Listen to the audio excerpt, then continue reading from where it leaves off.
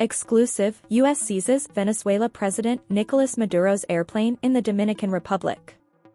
The United States has seized Venezuela President Nicolas Maduro's airplane after determining that its acquisition was in violation of U.S. sanctions, among other criminal issues. The U.S. flew the aircraft to Florida on Monday, according to two U.S. officials. It's the latest development in what has long been a frosty relationship between the U.S. and Venezuela, and its seizure in the Dominican Republic marks an escalation as the U.S. continues to investigate what it regards as corrupt practices by Venezuela's government. This sends a message all the way up to the top, one of the U.S. officials told CNN. Seizing the foreign head of state's plane is unheard of for criminal matters. We're sending a clear message here that no one is above the law, no one is above the reach of U.S. sanctions. Demonstrated that it uses its economic and military power to intimidate and pressure states such as the Dominican Republic to serve as accomplices in its criminal acts. This is an example of the supposed rules-based order, which, disregarding international law, seeks to establish the law of the strongest, it said. Multiple agencies involved. For years, U.S. officials have sought to disrupt the flow of billions of dollars to the regime. Homeland Security Investigations, the second-largest investigative agency in the federal government, has seized dozens of luxury vehicles, among other assets, heading to Venezuela. The plane was seized in violation of U.S. sanctions with Venezuela and other criminal matters that we're still looking at regarding this aircraft, Anthony Salisbury, special agent in charge, Homeland Security Investigations, told CNN. A high-ranking official from the Dominican Republic told CNN that Maduro's aircraft had been in Dominican territory undergoing maintenance at the time it was seized by U.S. authorities. The source added that the government had no record that Maduro's private plane was in the country until it was seized. U.S. officials worked closely with the Dominican Republic, which notified Venezuela of the seizure, according to one of the U.S. officials. Multiple federal agencies were involved in the seizure, including Homeland Security Investigations, commerce agents, the Bureau of Industry and Security, and the Justice Department. The Dominican Republic's foreign minister said the government did not participate in the U.S. investigation and only international legal cooperation was required under the two countries' bilateral agreements. One of the next steps, upon arriving to the U.S., will be pursuing forfeiture, meaning the Venezuelan government has a chance to petition for it, and collecting evidence from the aircraft.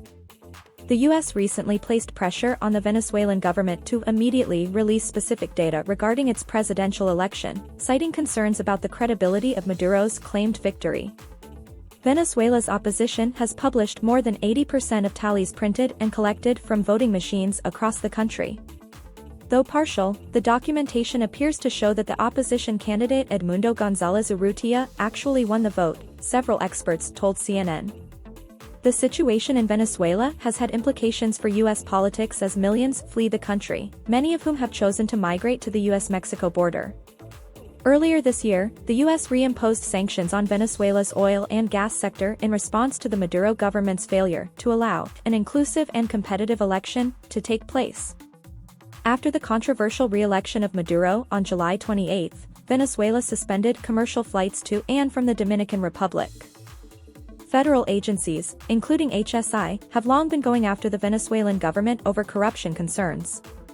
Over recent years, HSI has disrupted $2 billion worth of the Venezuelan government's illicit proceeds or resources, including judgments, seizures, liquidation of bank accounts, according to one of the U.S. officials. In March 2020, the U.S. Department of Justice charged Maduro, together with 14 current and former Venezuelan officials, with narco-terrorism, drug trafficking and corruption. For more than 20 years, Maduro and a number of high-ranking colleagues allegedly conspired with Colombian left-wing guerrilla group, the FARC, causing tons of cocaine to enter and devastate American communities, then Attorney General William Barr said at the time. The State Department's Bureau of International Narcotics and Law Enforcement Affairs has offered a reward of up to $15 million for information leading to Maduro's arrest or conviction. In 2017, two nephews of Maduro's wife Cilia Flores were sentenced to 18 years in prison by a federal court in New York City for trying to smuggle up to 800 kilograms of cocaine into the United States on a private jet. The two were later released by the United States in a prisoner's exchange in 2022. We see these officials and the Maduro regime basically fleecing the Venezuelan people for their own gain, the U.S. officials said. You have people who can't even afford a loaf of bread there, and then you have the president of Venezuela jetting around in a high-class private jet. Poor economic conditions, food shortages and limited access to healthcare have pushed more than 7.7 million people to flee Venezuela, marking the largest displacement in the Western Hemisphere.